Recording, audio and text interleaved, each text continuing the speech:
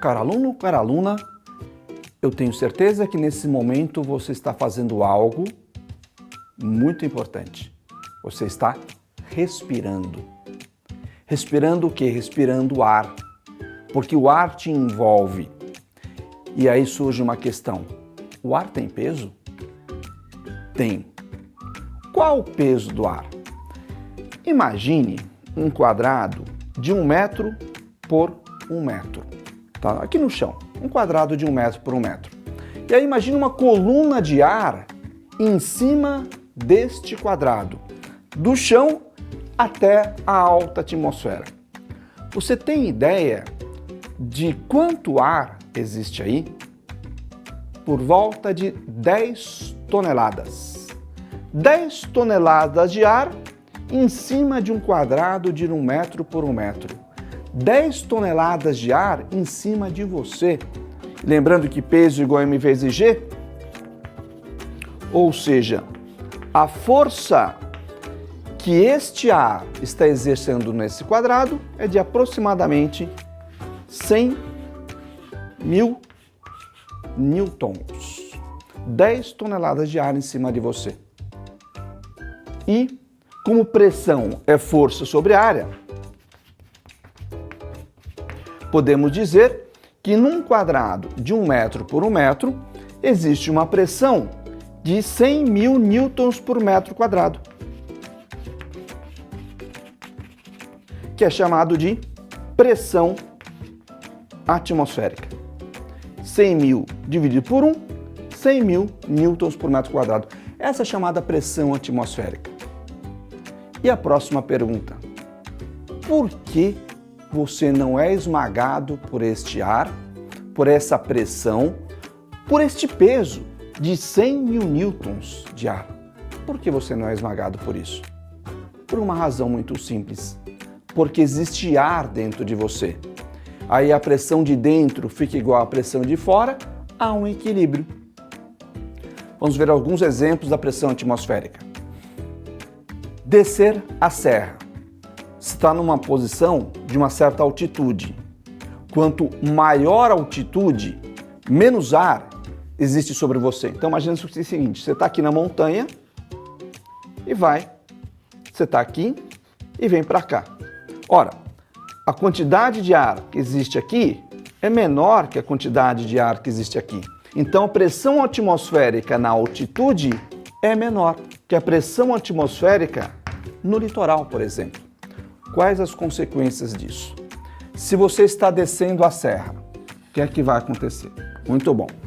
Dentro de você existe ar com esta pressão aqui. À medida que você vai descendo, a pressão externa vai ficando maior que a pressão interna. Pressão externa maior que a pressão interna empurra o seu tímpano para dentro. Você fica surdo. Tá? Como resolver isso? Engolindo ar, por exemplo, mascando chiclete, chupando uma bala, bocejando. O importante é colocar ar dentro do seu pulmão. Isso vai fazer com que você coloque ar dentro de você na mesma pressão externa, se iguala, seu tímpano volta para o mesmo lugar. Você aí passa a ouvir normalmente. Na subida, o efeito semelhante. Você está numa pressão grande, vai para uma pressão pequena. Se está numa pressão grande, o ar dentro de você está dentro dessa pressão. Você sobe, você vai diminuindo a pressão externa. Então a pressão de dentro fica maior que a pressão de fora. Se o tímpano é empurrado para fora, você também não ouve do mesmo jeito. Qual a solução? A mesma.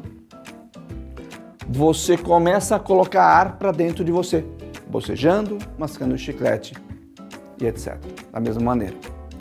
No avião, o avião é pressurizado, mas ele é pressurizado de uma pressão menor que a pressão atmosférica. Então, quando você está lá dentro, normalmente acontece o mesmo efeito. Tá? Você está dentro de você, existe o ar com a pressão atmosférica. No avião pressurizado, a pressão de fora fica menor que a pressão de dentro. E aí, o mesmo efeito, o ar de dentro empurra o tímpano para fora, você fica surdo, você ouve menos. solução a mesma, engolir ar para igualar a pressão. E por que o avião não é pressurizado com a pressão atmosférica para que não haja esse desconforto? Muito simples. O avião voando numa altitude de 10 mil metros, por exemplo, se for pressurizado com a pressão atmosférica, a pressão de dentro vai ser muito grande em relação à pressão de fora. O avião pode simplesmente explodir.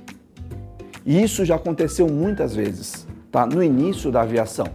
No início, se pressurizava, quando se começou a se pressurizar as aeronaves, havia uma diferença de pressão muito grande. Isso fazia com que, devido à fadiga de material, alguns pontos da aeronave, principalmente próximo das janelas, que eram quadradas naquela época, ou retangulares, nesses pontos aqui, a pressão de dentro, muito maior que a pressão de fora, geravam microfissuras que, num certo momento, faziam que o avião explodisse e caiu. Tá? E por isso que hoje as janelas são ovais, para que não haja esses pontos. E por isso também o avião é pressurizado numa pressão menor que a pressão atmosférica, para que a diferença não seja tão grande. Outro exemplo, a ventosa. Se você pega uma ventosa, por que ela gruda? Porque ao você estar tirando o ar daqui de dentro, e aí a pressão de fora fica muito maior que a pressão lá, empurrando a ventosa e fazendo que ela fique grudada. Tá? Então, pressão atmosférica. Nós estamos envoltos no ar, que tem massa, que tem peso, e exerce uma função muito importante na vida e no cotidiano de todos nós. É isso que nós temos por hoje e até a próxima.